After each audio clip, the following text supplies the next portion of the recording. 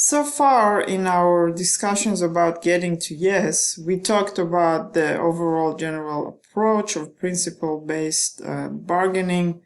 We talked about this idea of separating the people from the problem, and we also discussed the idea of focusing on interests and not on positions, or separating the positions from the interest.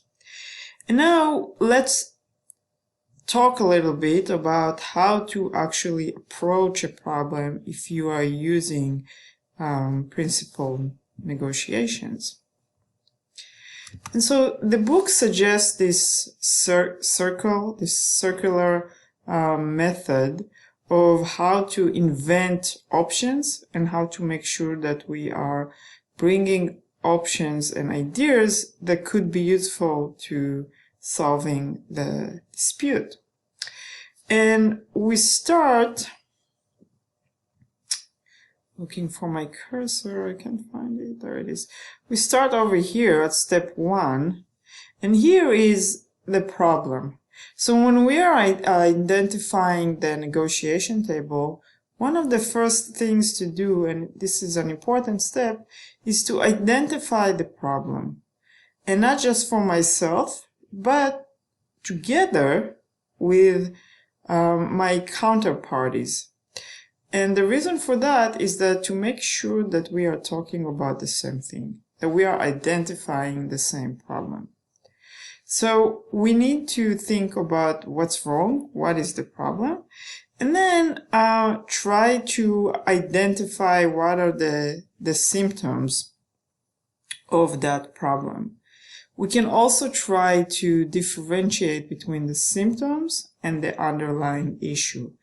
The best analogy is obviously from the medical field. A lot of the disease that we have are manifest themselves with symptoms, but solving those symptoms, if I have a runny nose, cleaning that nose doesn't solve the underlying issue or the underlying problem. So when we identify the problem, we need to do both. We need to identify the symptoms and try to see what is the underlying problem. Another thing, or another exercise that we can do here, is to think about, in a perfect world or in a utopian situation, how would we like to see the future? So kind of in my best case scenario, or in the best outcome for myself, how would the future look like? And then also voice or put down in writing what is the reality likely to look like. So that all of those steps help us to identify exactly what the problem is and what we are dealing. And then we are moving into an analysis of the causes and what is it that stops us from getting to an agreement. So if we can isolate the one or two issues that really stops us from getting into an agreement, we made huge progress already. Because a lot of times when there is a disagreement, we tend to look at the problem as a whole, but that is hard to provide possible solution to. Maybe if we break it out to different components and see that perhaps on some components we are willing to agree on others we are not, then we can identify those specific underlying causes. And then the next step forward, step number 3 in the approaches, this is where we can think about broadly how to solve this issue. Theoretically, right?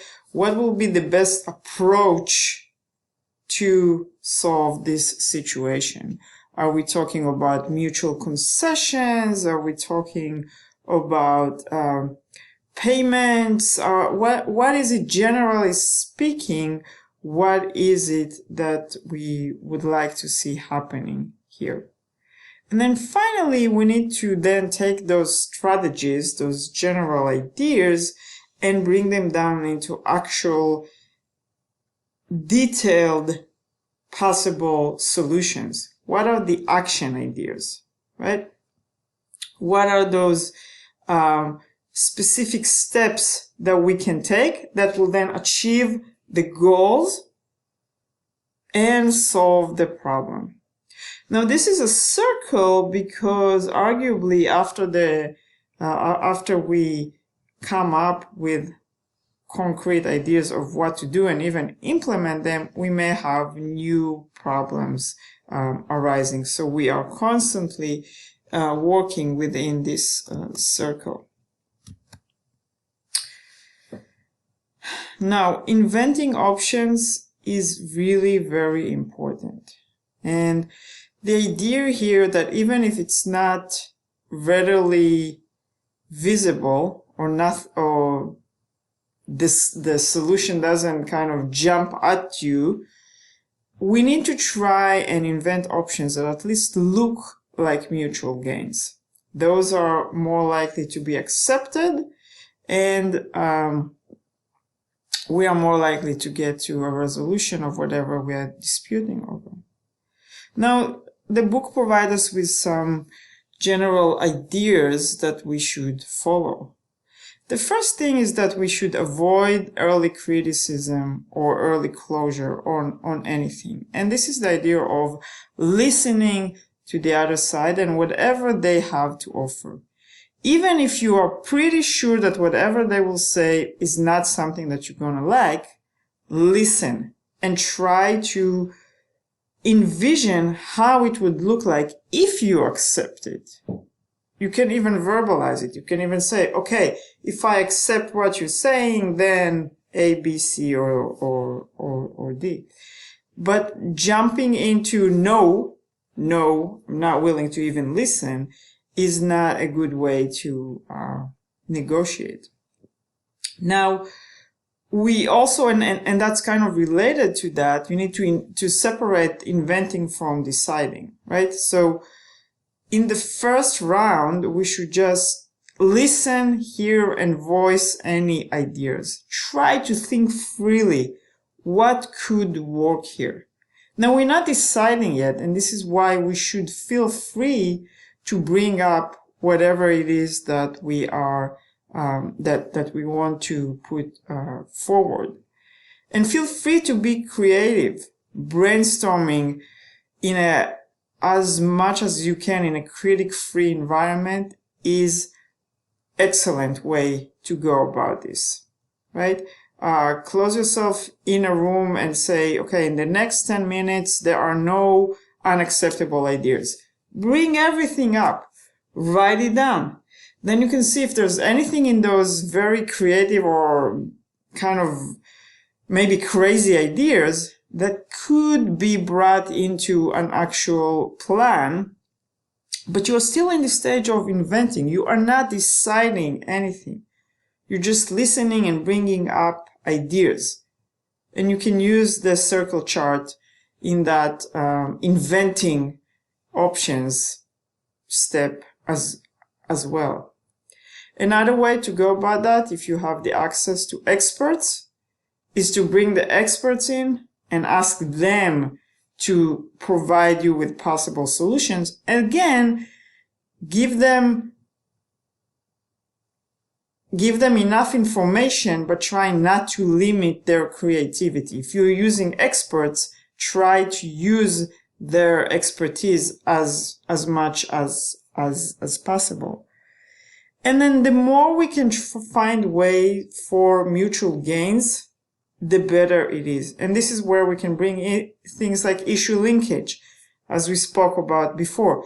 This idea that even though we are talking about a territorial dispute, maybe actor A can give up on territory if they can gain in new technology that they don't have access to right now. Or maybe they are willing to give up on the territory over time. So expand the time horizon. Do something along these lines. And so enlarging the pie, or focusing on finding mutual gain solutions, or those gains that address mutual interests or the interests of both sides, is very, very, very important. While we may be disputing on a certain specific issue, such as a territorial dispute, who owns this piece of land, my interest, again, might relate more to timing, or my risk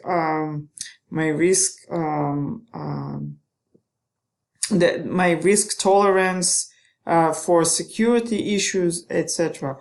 In the Israel-Egyptian peace agreement, when Israel gave up on the Sinai Peninsula, the reason that Israel did not want to give up on it at the beginning was because of security. They did not want Egyptian military sitting so close to the Israeli border. They wanted that buffer of land as kind of an obstacle for a quick Egyptian invasion into Israel.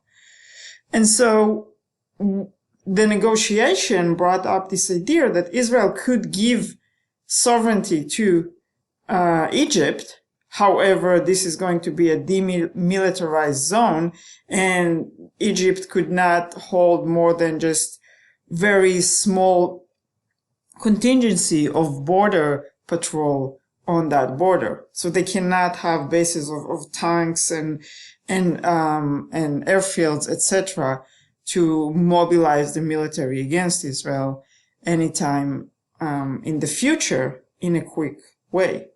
And so again, we are enlarging the pie. We are finding different options and different solutions. Now then, those options will have to, before we decide, have to be evaluated. And the best way to evaluate options is if we can use objective criteria. And this is where we are thinking about things like, if you can bring in, how do I value solution A versus possible solution B? If you can look at things like market value, professional standard, the efficiency, the cost, if you can look on those things and evaluate each one of them according to standard criteria, you are going to be talking the same language and not competing against each other. Because we're not talking about opinions, we're talking about criteria, or as much objective criteria as possible. And if not, maybe you can use some fair procedures, anything from a coin flip to taking turns, or we both agree that we let a third party decide, right? Such when we take a case into arbitration. And so these are the ways that we can invent options and then evaluate those options right before we make a decision, and hopefully get to a successful closure for the negotiations.